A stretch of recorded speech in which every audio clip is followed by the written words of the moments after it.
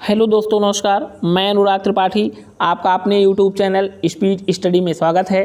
दोस्तों, यह video TET, super TET एवं सीटेट की तैयारी कर रहे अभ्यर्थियों के लिए बहुत ही महत्वपूर्ण है। इस वीडियो के अंतर्गत आज हम आपको मनोविज्ञान के एक महत्वपूर्ण टॉपिक बुद्धि अर्थात इंटेलिजेंस के भाग 3 के रूप में बुद्धि परीक्षण के बारे में विस्तृत रूप से बताएंगे। इसके पहले हमने बुद्धि के संबंध में दो वीडियो अपलोड किया है। जिन लोगों ने नहीं देखा है वह बुद्धि का भाग 1 और भाग 2 का जो वीडियो है उसे निश्चित रूप से देख लें। यहाँ पर आज हम बुद्धि का भाग 3 पढ़ाने चल रहे हैं और इस भाग 3 के बाद ये जो बुद्धि परीक्षण जो पॉइंट है इसको पढ़ाने के बाद ये जो बुद्धि जो चैप्टर है वो समाप्त हो जाएगा। इसके बाद हम मनोविज्ञान से संबंधित पर्सनालिटी लेसन अध्याय को हम पर्सनालिटी व्यक्तित्व अध्याय को हम पढ़ाना प्रारंभ करेंगे। व्यक्तित्व के बारे में आपको बताएंगे, यानी जो आगे का वीडियो हमारा आएगा वो व्यक्तित्व के संबंध में ही रहेगा। तो आइए शुरू करते हैं बुद्धि परीक्षण के बारे में। देखिए, बुद्धि परीक्षण क्या होता है। बुद्धि की माप बुद्धि परीक्षण द्वारा किया जाता है, यानी बुद्धि की जो माप होती है वो बुद्धि परीक्षण द्वारा किया जाता है। सबसे पहला बुद्धि परीक्षण बीने तथा साइमन ने 1905 ईस्वी में बनाया था। सबसे पहला बुद्धि परीक्षण बीने तथा साइमन ने 1905 ईस्वी में बनाया था।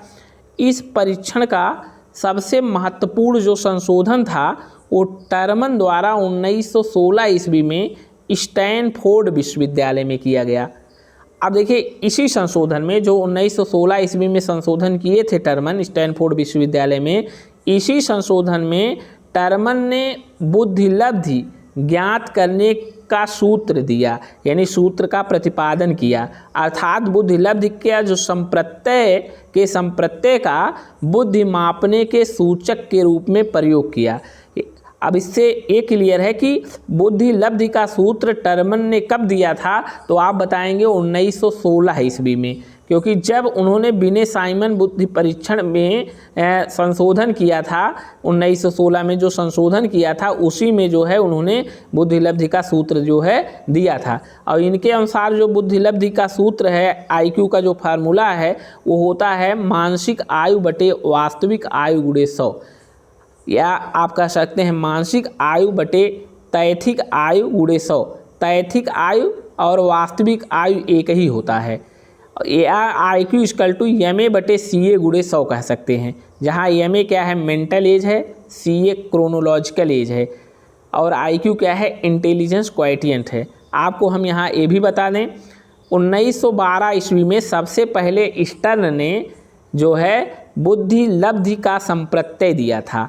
बुद्धिलब्धि का संप्रत्यय दिया था, वहाँ पर बुद्धिलब्धि को स्टर्न ने मानसिक आयु और वास्तविक आयु के अनुपात के रूप में बताया था। यानी उनके अनुसार जो बुद्धिलब्धि था वो मानसिक आयु बटे वास्तविक आयु था। फिर 1916 में टर्मन ने उसमें 100 से गुणा कर दिया और सूत्र बन गया बुद्धिलब्धि बराबर मानसिक आयु बटे वास्तविक आयु गुणे 100। अब देखिए, आगे हम देखते हैं, एकांशों के स्वरूप के आधार पर बुद्धि परीक्षण को 2 भागों में वर्गीकृत किया जाता है। जो आइटम्स होते हैं उसके स्वरूप के आधार पर बुद्धि परीक्षण को 2 भागों में बांटा जाता है। एक को शाब्दिक बुद्धि परीक्षण कहते हैं, वर्बल इंटेलिजेंस टेस्ट कहते हैं, और दूसरे को अशाब्दिक बुद्धि परीक्षण कहते हैं, नॉन वर्बल इंटेलिजेंस टेस्ट कहते हैं। अब देखिए, शाब्दिक बुद्धि परीक्षण के बारे में शाब्दिक बुद्धि परीक्षण के बारे में जानते हैं। शाब्दिक बुद्धि परीक्षण होता क्या है, देखिए यहाँ पर नोट भी कर सकते हैं आप। शाब्दिक बुद्धि परीक्षण से तात्पर्य उस परीक्षण से है जिसमें शब्दों या भाषा के माध्यम से प्रश्नों एवं समस्याओं को प्रस्तुत किया जाता है। यानी इस बुद्धि परीक्षण के लिए जिसका हम बुद्धि परीक्षण करेंगे उसे भाषा का ज्ञान होना आवश्यक है, यानी शब्दों का ज्ञान होना आवश्यक है। देखिए, इसीलिए कहा गया है, इसमें ये देखिए बताया गया है कि शाब्दिक बुद्धि परीक्षण से तात्पर्य उस परीक्षण से है जिसमें शब्दों या भाषा के माध्यम से प्रश्नों या समस्याओं को प्रस्तुत किया जाता है। इस परीक्षण का प्रयोग पढ़े लिखे लोगों के लिए तथा अमूर्त बुद्धि के मापन में किया जाता है। पढ़े लिखे लोगों के लिए तथा अमूर्त बुद्धि के मापन में किया जाता है। इसे भाषाई बुद्धि परीक्षण भी कहते हैं। तो ये शाब्दिक बुद्धि परीक्षण के बारे में आपने जान लिया। यहाँ पर शब्दों का ज्ञान होना आवश्यक है, या भाषा का, या आप कह सकते हैं भाषा की जानकारी होनी चाहिए। ये शब्द या भाषा के माध्यम से ही आपके सामने प्रश्न आएंगे, समस्या आएगी, और उसका आप जो है क्या करेंगे, समाधान करेंगे। अब यहाँ पर देखिए, इसके बाद अशाब्दिक बुद्धि परीक्षण क्या होता है। अशाब्दिक बुद्धि परीक्षण है, अशाब्दिक है, इसका मतलब आप समझ गए होंगे। अशाब्दिक बुद्धि परीक्षण में भाषा का प्रयोग नहीं किया जाता है। शाब्दिक बुद्धि परीक्षण में भाषा का प्रयोग किया जाता है, अशाब्दिक में नहीं किया जाता है। इस परीक्षण में छोटे बालक, निरक्षर, गूंगे, बहरे बालक एवं मूर्त बुद्धि का मापन करने में किया जाता है। यानी इस परीक्षण का जो प्रयोग है वो छोटे बालक, निरक्षर, गूंगे, बहरे बालकों तथा मूर्त बुद्धि का मापन करने के लिए किया जाता है। यानी इस परीक्षण के द्वारा आप, शाब्दिक बुद्धि परीक्षण के द्वारा आप छोटे बालक का बुद्धि परीक्षण कर सकते हैं, निरक्षर का कर सकते हैं, गूंगे का कर सकते हैं। तो इन लोगों का किया जा सकता है परीक्षा। और इसमें कैसे किया जाएगा, परीक्षार्थी को सही चित्र या वस्तु छांट कर अथवा कुछ क्रिया करके अपने उत्तरों को व्यक्त करना होता है। तो ये हो गया। ये एकांश के आधार पर बुद्धि परीक्षण कितने प्रकार का होता है, 2 प्रकार का होता है। एक को शाब्दिक बुद्धि परीक्षण कहते हैं, एक को अशाब्दिक बुद्धि परीक्षण कहते हैं। अब यहाँ पर देखिए, अब जो है परीक्षाओं में यहाँ से प्रश्न आते हैं, क्रियात्मक परीक्षण भी पूछता है। तो यहाँ पर जानेंगे, देखिए निष्पादन परीक्षण या क्रियात्मक परीक्षण है क्या चीज़। इसे परफॉर्मेंस, इसे क्या कहेंगे, परफॉर्मेंस इंटेलिजेंस टेस्ट कहेंगे। निष्पादन बुद्धि परीक्षण या क्रियात्मक बुद्धि परीक्षण होता क्या है। देखिए यहाँ पर जानेंगे, इस परीक्षण में लिखित भाषा की आवश्यकता नहीं होती है। इसमें किसकी आवश्यकता नहीं होती है, लिखित भाषा की। भिन्न भिन्न संस्कृति के व्यक्तियों की मापन में यह उपयोगी होता है। यानी 2 या 2 से अधिक व्यक्ति या भिन्न भिन्न व्यक्ति जिनकी संस्कृति अलग अलग है, इस परीक्षण से उनका मापन, हम उनके बुद्धि का परीक्षण हम क्या कर सकते हैं, कर सकते हैं। इस परीक्षण में व्यक्ति के सामने, देखिए इस परीक्षण में व्यक्ति के सामने वस्तुओं को वास्तविक रूप में उपस्थित किया जाता है, ना कि उसका चित्र बनाकर, और उसमें जोड़ तोड़ किया जा सकता है। देखिए इस परीक्षण का कहने का मतलब ये है, इसमें लिखित भाषा की आवश्यकता नहीं होती है। ये भिन्न भिन्न संस्कृति में रहने वाले व्यक्ति जो हैं, उनके बुद्धि का हम मापन इस परीक्षण के द्वारा कर सकते हैं। इस परीक्षण में व्यक्ति के सामने वस्तुओं को वास्तविक रूप से उपस्थित किया जाता है, ना कि उसका चित्र बनाकर। इसमें जोड़ तोड़ किया जा सकता है, यानी इसमें मैनिपुलेशन किया जा सकता है, जोड़ तोड़ किया जा सकता है। अब यहाँ पर देखिए, अशाब्दिक बुद्धि परीक्षण में वस्तु को वास्तविक रूप में नहीं बल्कि उसका चित्र बनाकर व्यक्ति के सामने उपस्थित किया जाता है। हमने अभी जो इसके पहले जो पढ़ाया था अशाब्दिक बुद्धि परीक्षण, उसमें वास्तविक रूप से जो है वस्तु को उपस्थित नहीं किया जाता था, बल्कि उसका चित्र बनाकर व्यक्ति के सामने उपस्थित किया जाता है। जबकि क्रियात्मक बुद्धि परीक्षण में वस्तुओं को वास्तविक रूप से उपस्थित किया जाता है। क्रियात्मक में वस्तु क्या रहेगी, वास्तविक रूप से रहेगी। अब यहाँ पर देखिए निष्पादन बुद्धि परीक्षण, देखिए निष्पादन बुद्धि परीक्षण या क्रियात्मक बुद्धि परीक्षण और अशाब्दिक बुद्धि परीक्षण एक स्थिति में समान हो जाते हैं, क्योंकि उसमें भी भाषा का प्रयोग नहीं किया जाता है और इस परीक्षण में भी क्या होती है, भाषा की आवश्यकता नहीं होती है, लिखित भाषा की आवश्यकता नहीं होती, अभी हमने बताया है। तो इस तरीके से निष्पादन परीक्षण या क्रियात्मक परीक्षण को इस स्थिति में हम अशाब्दिक बुद्धि परीक्षण के तुल्य समझते हैं। अब यहाँ पर एक चीज़ और भी ध्यान देंगे, सबसे पहला क्रियात्मक बुद्धि परीक्षण सेगुइन ने 1866 में निर्मित किया। ये नाम याद करेंगे, सेगुइन ने 1866 ईस्वी में निर्मित किया। इस परीक्षण का नाम सेगुइन फार्म बोर्ड था।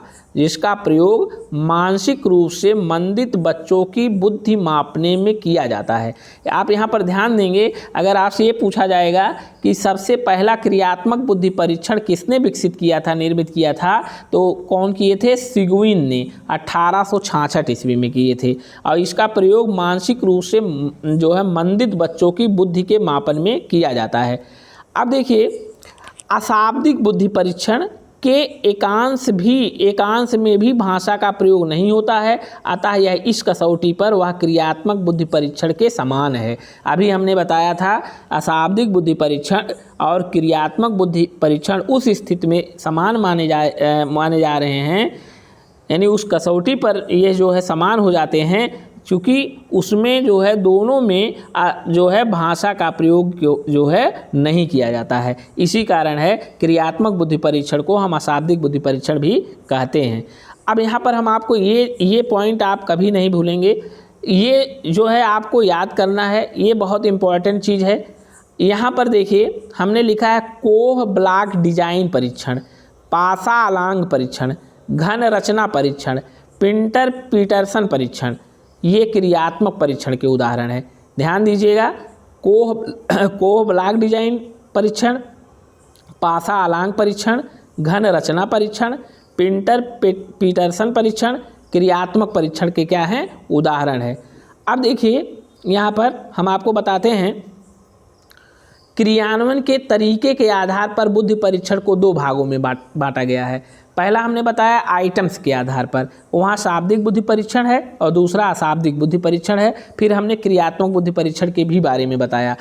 अब देखिए दूसरा क्या बताया गया, क्रियान्वयन के तरीके के आधार पर बुद्धि परीक्षण को दो भागों में बांटा जाता है। एक को वैयक्तिक अथवा व्यक्तिगत बुद्धि परीक्षण, यानी एक बार में केवल एक व्यक्ति का होगा वहाँ पर बुद्धि परीक्षण, यानी बुद्धि का मापन किया जाएगा। दूसरा होगा सामूहिक बुद्धि परीक्षण, एक बार में एक से अधिक व्यक्ति जो है इसमें इस परीक्षण में बैठ सकते हैं।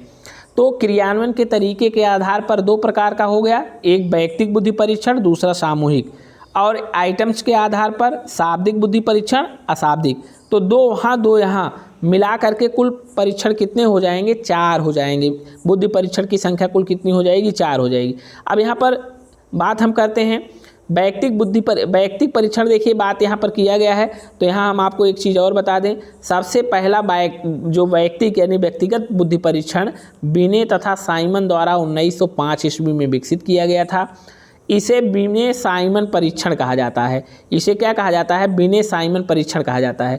सबसे पहला सामूहिक बुद्धि परीक्षण प्रथम विश्व युद्ध के दौरान अमेरिका में निर्मित किया गया। सामूहिक बुद्धि परीक्षण, वैयक्तिक बुद्धि परीक्षण बिने तथा साइमन द्वारा 1905 में विकसित किया गया, और सबसे पहला सामूहिक बुद्धि परीक्षण प्रथम विश्व युद्ध के दौरान अमेरिका में निर्मित किया गया।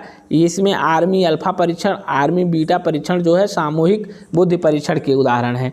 अब हम यहाँ पर बता दें आपको, क्रियात्मक बुद्धि परीक्षण तथा निष्पादन बुद्धि परीक्षण अथवा क्रियात्मक बुद्धि परीक्षण अथवा निष्पादन बुद्धि परीक्षण प्रायः वैयक्तिक प्रकार के बुद्धि परीक्षण ही होते हैं। कैसे होते हैं? जो क्रियात्मक बुद्धि परीक्षण होता है प्रायः क्या होता है? वो वैयक्तिक प्रकार के बुद्धि परीक्षण होते हैं।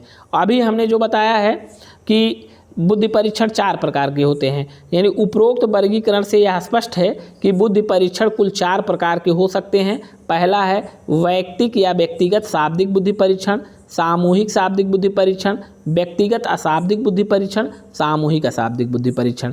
दोनों दो ऊपर जो एकांश के आधार पर दिया गया था शाब्दिक अशाब्दिक, और जो 2 क्रियान्वयन के आधार पर वैयक्तिक और सामूहिक दिया गया, उसको जब हम ऐड करेंगे उसको मिला करके 4 हो रहे हैं। एक है व्यक्तिगत अशाब्दिक शाब्दिक बुद्धि परीक्षण, दूसरा है सामूहिक शाब्दिक बुद्धि परीक्षण, तीसरा व्यक्तिगत अशाब्दिक बुद्धि परीक्षण, चौथा है सामूहिक अशाब्दिक बुद्धि परीक्षण। अब यहाँ पर देखिए, पहला हम देखते हैं व्यक्तिगत शाब्दिक बुद्धि परीक्षण क्या होता है। व्यक्तिगत शाब्दिक बुद्धि परीक्षण होता क्या है? देखिए पहला इसमें उदाहरण है बिने साइमन बुद्धि परीक्षण, और दूसरा है स्टैनफोर्ड बिने बुद्धि परीक्षण। देखिए बिने साइमन बुद्धि परीक्षण, बिने ने साइमन की सहायता से 1905 में एक बुद्धि परीक्षण का निर्माण किया, जिसे बिने साइमन मापनी कहा गया। क्या कहा गया? बिने साइमन मापनी कहा गया। इसमें कुल 30 प्रश्न थे। कितने प्रश्न थे? 30। अब 59 हो गए हैं, जिनके द्वारा बच्चों में भाषा का प्रयोग चिंतन एवं बोध आदि का मापन होता है। यह परीक्षण 3 से 15 वर्ष के बालक के लिए, बच्चों के लिए उपयोगी है। तो यहाँ पर ये क्लियर हो गया।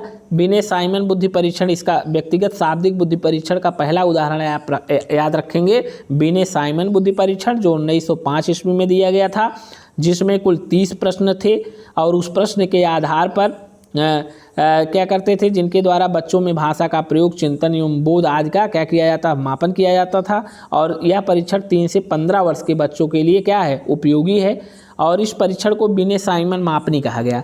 दूसरा यहाँ यहीं पर ये चीज़ जानेंगे, जो बिने साइमन परीक्षण है ये वैयक्तिक परीक्षण है, ऊपर हेडिंग ही है, जिसका प्रथम संशोधन 1908 में किया गया था और 1908 के संशोधन के बाद इस परीक्षण में एकांशों की संख्या बढ़कर 58 हो गई थी। प्रश्नों की संख्या बढ़कर कितनी हो गई थी, 58 हो गई थी। अब यहाँ पर एक चीज़ और ध्यान देंगे, इस परीक्षण का अंग्रेजी में रूपांतरण गोडार्ड ने किया था 1911 ईस्वी में अमेरिका में।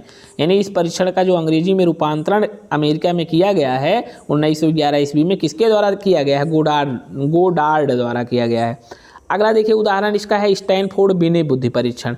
अब अभी हमने ऊपर बताया था स्टैनफोर्ड बिने बुद्धि परीक्षण क्या होता है, यहाँ ध्यान देंगे। स्टैनफोर्ड बिने बुद्धि परीक्षण बिने साइमन परीक्षण का सबसे महत्वपूर्ण संशोधन, बिने साइमन परीक्षण का सबसे महत्वपूर्ण संशोधन ELM टर्मन द्वारा 1916 ईस्वी में स्टैनफोर्ड विश्वविद्यालय में किया गया। ऊपर हमने बताया भी है। इस संशोधन को स्टैनफोर्ड बिने के नाम से पुकारा गया। इस संशोधन की प्रमुख विशेषता यह है, इस संशोधन की प्रमुख विशेषता यह थी कि इसमें बुद्धि लब्धि के संप्रत्यय का सबसे पहली बार समावेश किया गया। ये आपको हम पहले बता भी चुके हैं। अब यहाँ पर देखिए ये जो संशोधन किया गया 1916 ईस्वी में, इसमें देखिए इस परीक्षण में 2 तुल्य फार्म थे, एक एल फार्म था और दूसरा एम फार्म था। यह परीक्षण 2 से 14 वर्ष के बच्चों के लिए उपयोगी है। संशोधन के बाद जो है यह 2 से 22 वर्ष 11 माह, फिर 2 वर्ष से 33 वर्ष के बच्चों के लिए किया गया, यानी उपयोगी हो गया। इसमें 90 प्रश्न थे। इसमें कितने प्रश्न थे, इसमें जो है इसमें 90 प्रश्न थे। तो यहाँ पर ध्यान देंगे कि कितने प्रश्न थे, 90 प्रश्न थे। तो देखिए पहला बुद्धि, इस व्यक्तिगत शाब्दिक बुद्धि परीक्षण का पहला उदाहरण है बिने साइमन बुद्धि परीक्षण। दूसरा स्टैनफोर्ड बिने बुद्धि परीक्षण, जो स्टैनफोर्ड ने बिने साइमन बुद्धि परीक्षण में 1916 में संशोधन किया था और उसका जो नाम है संशोधन करने के बाद इसे कहा गया स्टैनफोर्ड बिने के नाम से जाना जाता है। अब देखिए इस संशोधन की खासियत क्या थी, इसमें बुद्धि लब्धि के संप्रत्यय का सबसे पहली बार समावेश किया गया। इस परीक्षण में 2 तुल्य फार्म थे, एक एल फार्म था, दूसरा एम फार्म था। यह परीक्षण जो है जिसे हम कह सकते हैं स्टैनफोर्ड जो बिने परीक्षण है, यह परीक्षण पहले शुरुआत में 2 से 14 वर्ष के लिए बच्चों के लिए उपयोगी था। जब संशोधन किया गया तो यह 2 से 22 वर्ष 11 माह और फिर 2 से 33 वर्ष के बच्चों के लिए क्या हो गया, उपयोगी हो गया। इसमें 90 प्रश्न थे। अब देखिए यहाँ पर हम अगला देखेंगे, इसी संशोधन की बात हम कर रहे हैं जो 1916 के बाद संशोधन हुआ था। अब यहाँ पर देखिए 1937 में इस परीक्षण का पुनः संशोधन किया गया और यह संशोधन टर्मन तथा मेरिल द्वारा किया गया था और इसे नया संशोधन स्टैनफोर्ड बिने परीक्षण या द 1937 बिने के नाम से जाना जाता है। किसके नाम से जाना जाता है, द 1937 बिने के नाम से जाना जाता है।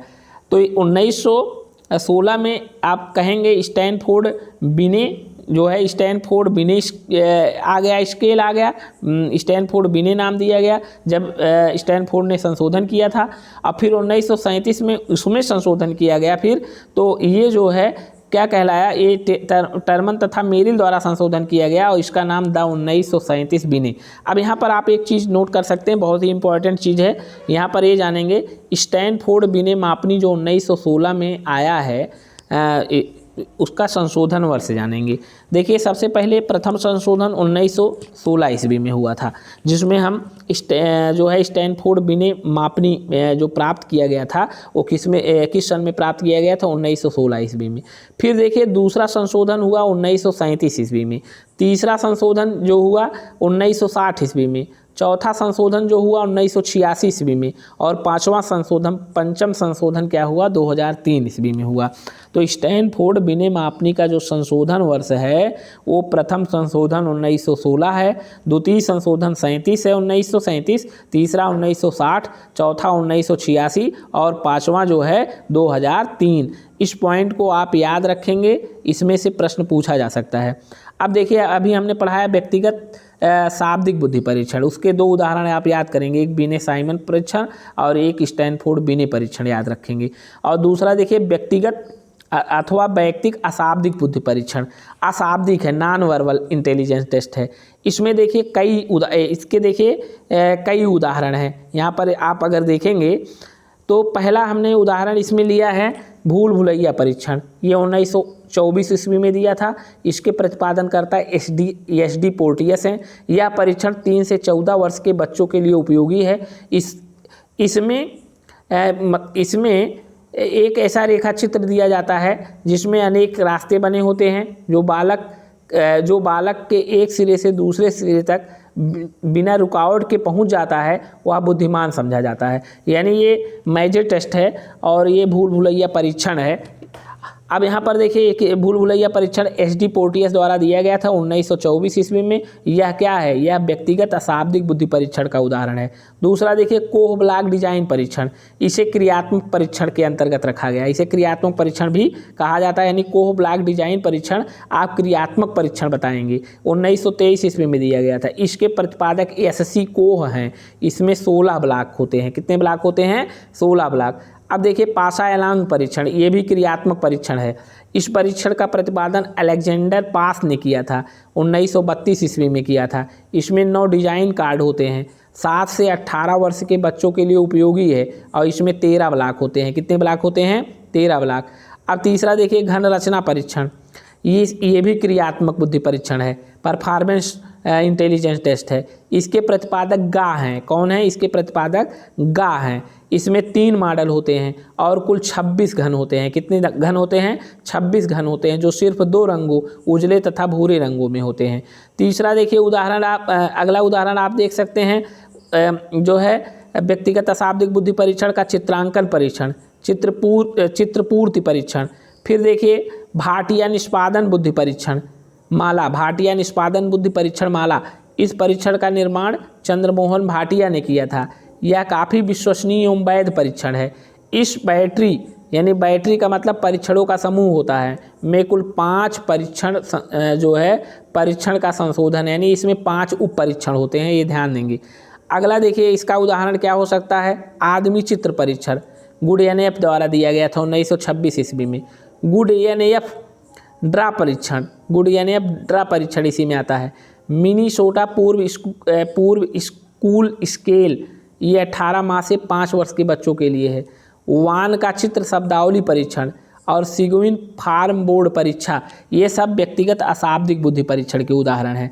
अब आइए आपको बताते हैं सामूहिक शाब्दिक बुद्धि परीक्षण के बारे में। सामूहिक शाब्दिक बुद्धि परीक्षण, ग्रुप वर्बल इंटेलिजेंस टेस्ट, यानी समूह में 1 से अधिक व्यक्ति इसमें रहेंगे और शाब्दिक मतलब शब्दों का ज्ञान भी उनके पास होगा। इसमें देखिए इसका पहला उदाहरण आर्मी अल्फा टेस्ट है। इसके जो प्रतिपादक हैं वो आर्थर एस ओटियस हैं। ये टेस्ट जो है 1917 में प्रतिपादित किया गया था। गणित संबंधी समस्याएं, सामान्य ज्ञान संबंधी समस्याएं इसके अंतर्गत आती हैं। दूसरा देखिए सामूहिक शाब्दिक बुद्धि परीक्षण का उदाहरण है सेना का सामान्य वर्गीकरण, टर्मन का सामूहिक परीक्षण, प्रयाग मेहता का परीक्षण जो भारतीय हैं। अब यहाँ पर आपको बता दें डॉक्टर जे मैनरी पहले भारतीय द्वारा 1927 ईस्वी में सामूहिक शाब्दिक बुद्धि परीक्षण दिया गया था। यानी ये पहले भारतीय हैं जिन्होंने 1927 ईस्वी में सामूहिक शाब्दिक परीक्षण दिया, डॉक्टर जे मैनरी। अब देखिए एस जलोटा ने 1951 में सामूहिक मानसिक बुद्धि परीक्षण दिया। अब ये देखिए चौथा बुद्धि परीक्षण, चौथा है सामूहिक अशाब्दिक बुद्धि परीक्षण। सामूहिक अशाब्दिक बुद्धि परीक्षण क्या है? अब ये समूह में रहेगा, अशाब्दिक यानी क्रियात्मक बुद्धि परीक्षण है। इसका उदाहरण आर्मी बीटा परीक्षण जो आर्थर एस ओटिस द्वारा दिया गया था 1919 में। शिकागो क्रियात्मक बुद्धि परीक्षण इसी के अंतर्गत आएगा। और इसी के अंतर्गत देखिए रैवेन प्रोग्रेसिव मैट्रिसेज आएगा। क्या आएगा? रैवेन प्रोग्रेसिव मैट्रिसेज आएगा। फिर देखिए कैटल का संस्कृत मुक्त परीक्षण आएगा। ये सामूहिक अशाब्दिक बुद्धि परीक्षण के अंतर्गत है। आर्मी बीटा परीक्षण, शिकागो क्रियात्मक बुद्धि परीक्षण, रैवेन प्रोग्रेसिव मैट्रिसेज परीक्षण, कैटल का संस्कृत मुक्त बुद्धि परीक्षण। अब हम देखिए यहाँ पर जानेंगे रैवेन प्रोग्रेसिव मैट्रिसेज परीक्षण के बारे में। तो यहाँ देखिए लिखा गया है रैवेन प्रोग्रेसिव मैट्रिसेज का निर्माण जेसी रैवन द्वारा, किसके द्वारा? जेसी रैवन द्वारा लगभग 1936 ईस्वी में किया गया। इस परीक्षण द्वारा स्पीयरमैन के बुद्धि सिद्धांत के जी कारक का मापन होता है। ध्यान दीजिएगा, इस सिद्धांत द्वारा क्या होता है? स्पीयरमैन के बुद्धि सिद्धांत के जी कारक का मापन होता है। यह एक तरह का अशाब्दिक बुद्धि परीक्षण है। इसका स्वरूप भाषा रहित होने के कारण इसका प्रयोग विभिन्न संस्कृतियों के व्यक्तियों के बुद्धि मापने में किया जाता है। अतः यह एक तरह का संस्कृति मुक्ति बुद्धि परीक्षण है। क्या है? एक तरह का कल्चर फ्री इंटेलिजेंस टेस्ट है। अब देखिए रैवेन प्रोग्रेसिव मैट्रिक्स में बहुविकल्पी जो प्रश्न होते हैं, जो आइटम्स होते हैं, एकांश होते हैं, वो बहुविकल्पी होते हैं। प्रत्येक एकांश में मैट्रिक्स के रूप में प्रत्यक्षणात्मक अनुरूपता का कार्य संपन्न होता है। प्रत्येक एकांश में 3 कॉलम तथा 2 रो होते हैं। क्या होते हैं? 3 कॉलम होते हैं, 2 रो होते हैं। रैवेन प्रोग्रेसिव के निम्नलिखित 3 प्रारूप होते हैं।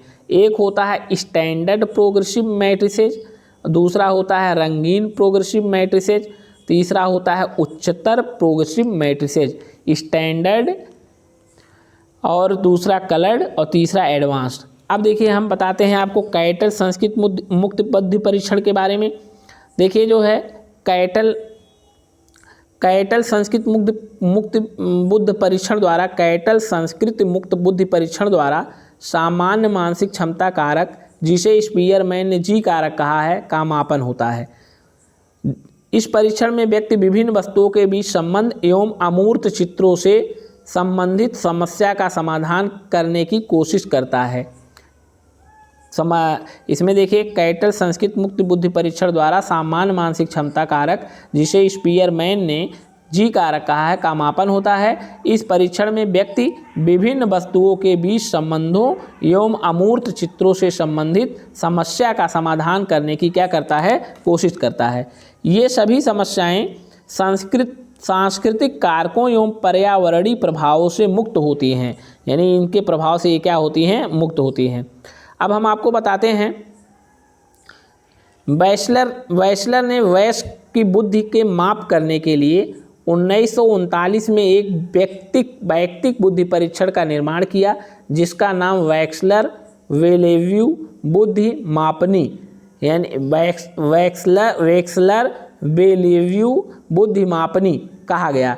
ये देखिए ये यहाँ पर बताया गया, ये वैयक्तिक बुद्धि परीक्षण है का निर्माण जो है इनके द्वारा किया गया। और इस मापनी के 2 भाग हैं, एक शाब्दिक मापनी होता है, एक क्रियात्मक मापनी होता है। 1955 ईस्वी में इस परीक्षण का नाम वैक्सलर वैक्स बुद्धि मापनी रखा गया, यानी इसका नाम हो गया वैक्सलर वयस्क बुद्धि मापनी हो गया। पहले नाम क्या था? वैक्सलर वेलेव्यू बुद्धि मापनी था। अब उसके बाद क्या हो गया? यहाँ पर वैक्सलर जो है वयस्क एडल्ट शब्द जुड़ गया, बुद्धि मापनी रखा गया। इस परीक्षण को 1981 में पुनः संशोधित किया गया, जिसे देखिए जो वैश्लर एडल्ट इंटेलिजेंस था, जो 1955 में संशोधन किए, उसे कहे WAIS वैश्लर एडल्ट इंटेलिजेंस स्केल। अब जब 1981 में पुनः संशोधन किया गया तो इसे कहा गया WAIS R कहा गया। और उसके बाद WAIS R जो है इसके भी 2 भाग हैं, एक शाब्दिक मापनी, क्रियात्मक मापनी। फिर 1997 में इसका पुनः संशोधन किया गया और इसका नाम WAIS थर्ड रखा गया, यानी वेस थर्ड रखा गया। WAIS के शाब्दिक मापनी में 7 उप परीक्षण हैं और क्रियात्मक मापनी में भी क्या है? 7 उप परीक्षण हैं। कुल मिलाकर के 14 उप परीक्षण हैं।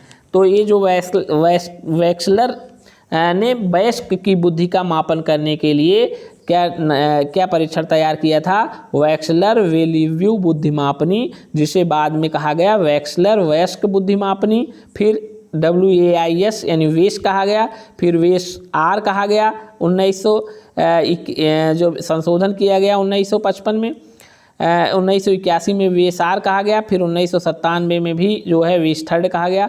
तो इस तरीके से यहाँ पर जानेंगे। वैक्सलर वाले जो वयस्क की बुद्धिमापनी है उसमें 7 शाब्दिक बुद्धि परीक्षण हैं और 7 जो है यानी 7 शाब्दिक उप परीक्षण है और 7 क्रियात्मक उप परीक्षण है, कुल टोटल मिला के 14 हैं। अब यहाँ पर एक चीज़ ध्यान देंगे, वैक्सलर ने प्राक स्कूली अर्थात 4 से कम आयु के बच्चों को की बुद्धि मापने के लिए भी एक अलग से 1967 में बुद्धि परीक्षण बनाया। देखिए यहाँ पर एक चीज़ ध्यान देंगे आप, यहाँ वैक्सलर ने प्राक स्कूली अर्थात 4 से कम आयु के बच्चों की बुद्धि मापने के लिए भी एक अलग से 1967 में बुद्धि परीक्षण बनाया, जिसे वैक्सलर प्राक स्कूल प्राथमिक बुद्धि परीक्षण कहा गया। अब यहाँ पर आप ये भी जान सकते हैं जो है बुद्धि सांवेगिक बुद्धि के बारे में। देखिए सांवेगिक बुद्धि इमोशनल इंटेलिजेंस जैसे शब्द का प्रतिपादन सैलोवी तथा मेयर ने किया था। सबसे पहले इस शब्द का प्रतिपादन सांवेगिक बुद्धि का प्रतिपादन सांवेगिक बुद्धि का प्रतिपादन सैलोवी तथा मेयर ने किया।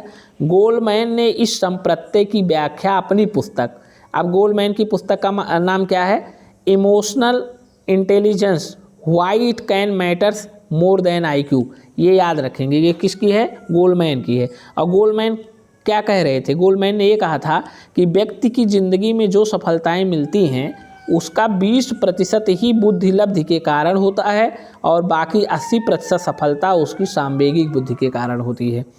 अब यहाँ पर देखिए अगला है संवेगात्मक बुद्धि के प्रतिपादक जो हैं डेनियल गोलमैन हैं। संवेगात्मक बुद्धि का सूत्र ज्ञात करने का क्या है? संवेगात्मक बुद्धि बराबर संवेगात्मक आयु बटे वास्तविक आयु गुणे 100 होता है। शैक्षिक लब्धि का सूत्र होता है शैक्षिक आयु बटे वास्तविक आयु गुणे 100।